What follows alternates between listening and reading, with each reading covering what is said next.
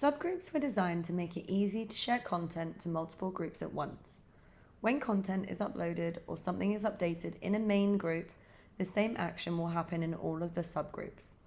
For example, if you uploaded a file into the main group, all of the subgroups associated with that main group would have the same file automatically uploaded. Generally, what clients do is create a template group like this one, and this would be their main group. They would then add subgroups to it. Here's how to create a subgroup. Head over to the group or client that you wish to make a subgroup.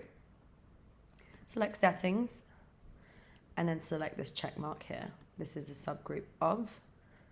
Click to select and then choose your main group.